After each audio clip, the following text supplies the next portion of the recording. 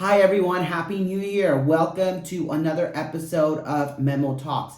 Now, can you believe that I have been doing these video series for the past 2 years? I'm giving myself a pat on the back for 2 years of MemoTalks. Now, as you all know, that this MemoTalk is centered on self-development and personal growth through my own personal self-journey experiences that I share with you all.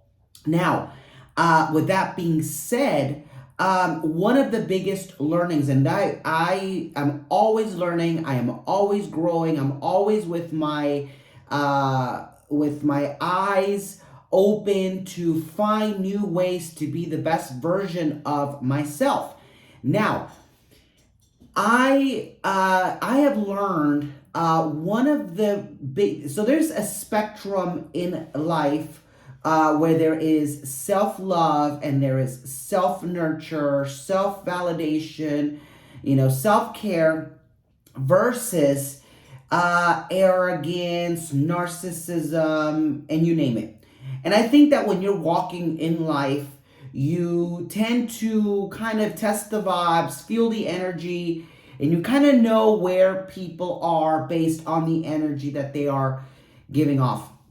Now, I have in my life, in my short years in this world, I have learned many things about self-care and self-love.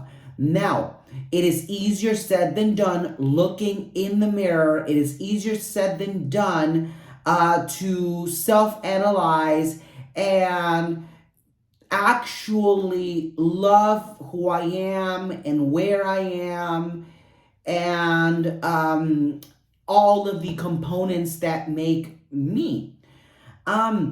Now, I think that throughout my life, I have been, in the past couple of years, conditioned to maybe not exalt myself or praise myself, growing up in the church, growing up, in ministry, although I am a PK, and I did get a lot of praises and I did get a lot of attention because I was a pastor's son.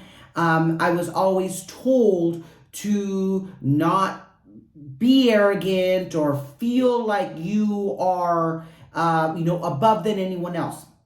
Even though when I was younger, when you're young and you deal with your own battles. So as I grew up, and I started acquiring responsibility for intellectual property and knowledge and experiences and whatnot. I more and more I become more fearful of actually patting myself on the back, giving myself praises, celebrating myself with the fear of coming off as arrogant, coming off as someone that is a know-it-all or that is whatever.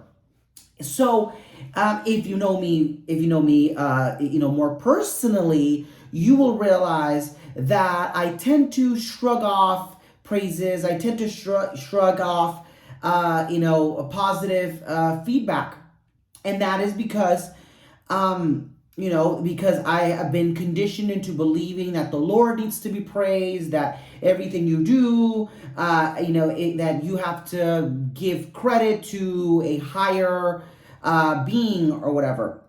Now, there's a difference between self-love and self-love and self-loathing and narcissism and arrogance. But where do you meet yourself in the middle? Where do you meet yourself to where you are prideful about your accomplishments, your milestones, but more than that, you are happy and content, and you are fulfilled with the existence of yourself. And that is through self-compassion. That is through self-compassion.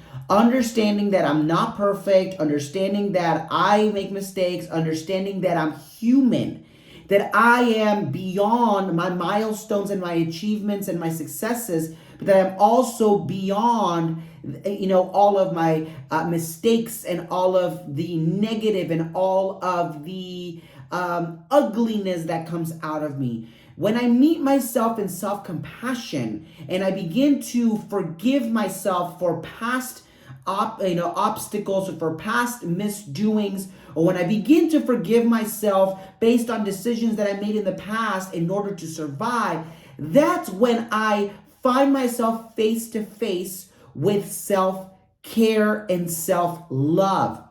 When I am compassionate with myself, I can be compassionate to others. When I can be compassionate with myself, I can attract people, the right people around me. When I am self-compassionate, I am able to overflow in that compassion and be able to share that with others. So when I practice self-compassion, I am able to come face to face, one on one, with taking care of myself, loving myself, being present in the moment, being grateful for who I am, and be able to actually appreciate the shell that I am in, which is my own body, whether the good, the bad, what it's been through, what, and what the functions and the components that allows me to feel. So when I do that, that is when I am able to fulfill when I am able to fulfill self-love, when I'm able to fulfill that fulfillment and that self-nurture, self-compassion. Be kind to yourself.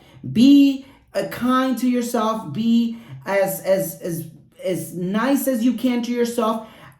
Treat yourself as if you were to treat others. Although there are some people that you don't want to wish them well. But what I'm trying to say, and I'm ending it here, is that when you are self-compassionate with yourself as much as you try to be with others, you are able to be content. You are able to be fulfilled with the existence of who you are. Hope this made sense. Happy New Year. Thank you for listening to another episode of Memo Talks. If you like this, make sure to like, engage, and share.